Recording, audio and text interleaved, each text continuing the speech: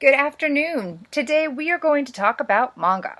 We will focus on turning avid gamers into avid readers through gaming in a library and growing a manga collection. There is a connection here that I believe can spark a brand new following in the school library. My name is Erin Fisher and I have been a gamer for over 30 years. For the past 2 years, manga has been a topic of interest to me, and I have used it in any way I can to create content and provide opportunities for learning. I love manga and I love gaming. I was so excited when I discovered the connection between the two and how it can bring reading into the lives of students who love to game. Manga is the Japanese word for comics. I'm sure most of you have heard of anime. Anime is to video as manga is to books. The popularity of anime is directly related to the popularity of manga, and I feel school libraries need to keep up. Students who love anime will love reading manga, and they're so good for reluctant readers. They read very quick, and they are full of action and adventure. Most manga books are part of a series, some even 15 to 30 books long. If you can get them reading that first book of the series, they may just come back for more. And just like American literature, manga has several different genres. There is science fiction and fantasy, romance and mystery, just to name a few. And also like American literature, manga follows along a similar genre line after a target audience is established, like children's literature, middle grade, YA, or adult. But be sure to do your research before expanding your manga collection. Just because characters look innocent does not mean that they are appropriate for children or teens. Here's some information on the different levels of manga and examples of each. Kodomo manga is comics for children ages 6 to 10. This would include series like Doraemon, Pokemon, and Hello Kitty. This would be appropriate for your elementary school students, and I bet even some of your middle schoolers may get into Pokemon. He's been around for a very long time. Shonen manga is for teen boys through age 15. These include Dragon Ball, My Hero Academia, and Naruto. Shoujo is for teen girls through age 15 and includes Sailor Moon, Chi's Sweet Adventures, and Disney manga. One thing that we see in Japanese manga is that they label their stories by gender. These labels are often blurred among American students. Our students don't necessarily read within their gender expectations. Seinen manga is for older teens and young adult males ages 16 and older. Some examples are Tokyo Ghoul and Outlaw Star. These titles contain a greater amount of violence and more adult language. Josei manga targets older teens and young adult females ages 16 and older. These include Loveless and Paradise Kiss. These titles have a strong romantic theme with more sexual content. These categories of manga would compare to young adult fiction in our American libraries. Stay away from manga labeled yaoi or yuri. These are also manga series that are directed towards adults. They include very complicated, mature storylines and sometimes include explicit sexuality. Make sure that you're using a trusted vendor to select your manga series books so that you keep your content appropriate for your students.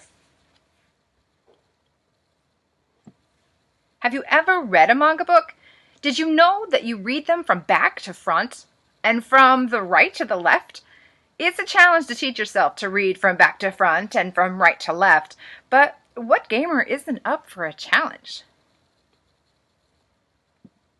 Here are some references to dive into to learn more about the manga format and to help you make some selections for your collection. School Library Journal has created a column called Mondo Manga to help librarians keep up with the current trends and new releases. Knowledge Quest has published an article that outlines the different types of manga and how to make selections to add to your library. The New York Public Library has released a list of popular manga series for middle schoolers. So there's information out there, but it's just not easy to find. Manga seems to be the underdog of the school library collection, but it's not unloved. This is an actual quote from an avid gamer and an avid manga reader. He said, "Manga is great because it has 1,000 climaxes in one book, goes together in one piece, and is always a good storyline." Cameron is my 10-year-old son.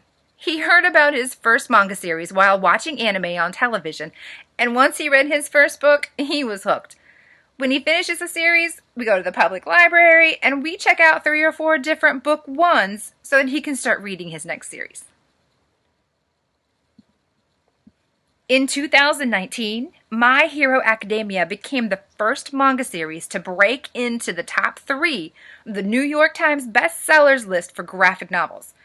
Manga's day to shine is just around the corner, so make sure that you see it coming. Gamers may represent the underdogs of the library. Many of these students are so used to being visually stimulated by video games and high rate of action that traditional books may seem uninteresting to them. These reluctant readers need to know that there is a format for them that will bring them the same gratification as playing video games. For too long, gamers have been getting a bad reputation for being slackers who do not spend enough time outdoors or making relationships with people in real life. It really is a misconception. Gamers are brilliant and social, and they know how to work hard and grind to meet a goal. So why do we need gaming in the library? Gaming allows students to make connections with other students who have common interests. Gaming provides an opportunity for the library to provide students with skill-building opportunities like problem-solving, strategizing, working with others towards a common goal, hand-eye coordination, and it may even be the gateway to getting a student to understanding growth mindset. Oh, are you stuck on that level? You'll get there. What worked well? What do you need to do different next time? You see what I'm doing there? Gaming also gets criticism for its association with high levels of stimulation. Critics claim that students will get wound up from gaming. It's actually the opposite. Gaming is quite relaxing. It can be a stress reliever and helps students reset.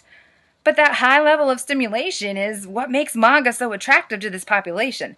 Traditional chapter books are not quite as interesting for those who are visually stimulated in this way. Gaming gives a new population of students a purpose to come to the library. Once you get them in the door, you have their attention. Then you lead them to the books. And if that doesn't work, you bring the books to them. The best thing that the librarian can do for these students is just to give them an outlet that speaks to them. Showing the gamers that you accept them is a starting point for a relationship with these students. Show them that you get it. Bringing gaming into the library is pretty simple once you have the equipment. Set up an area with a non-obstructed view where students can come and log in and spend time. You can use desktop computers or even video game consoles like PlayStation or Xbox or the Nintendo Switch. Once you get the gamers in the door, set up a manga display close by. Front face at least the book 1 of each series. Let the students see the characters that they already know. Match a manga with the anime series on the monitor of some kind. Help students make those connections. Once you've introduced the manga format to your students, keep them in a rotating book tower and keep adding new series to your collection. And if you're still not convinced that your students will eat up the manga, keep in mind that 64% of your households have a gaming console of some kind in their home. And Viz Media, a leading U.S. publisher of manga, has reported that it's 6th straight year of sales growth. The potential is there. Video game manga books are full of the same characters that these readers already know. The background knowledge they possess about these characters from playing video games may help them engross in these books. Oftentimes, video game mangas are published in a series, and seeing new stories of old favorite characters unfold may create a new habit of reading that will give gamers a new way to enjoy an old pastime. Once your reluctant readers are hooked, Passive programming could be set up to teach students popular Japanese gaming words and phrases. Stop-motion animation areas can be set up using video game manga characters so students can create their own adventures. A video game club can even take time to explore manga books when the librarian is involved. And the library could also host a manga creation workshop for students interested in drawing and writing. Gamers have been around for decades, since electronic gaming systems were invented. In the 21st century libraries, there are multiple ways to bring them into the library to enjoy their favorite pastime. While they're here, let's get them reading.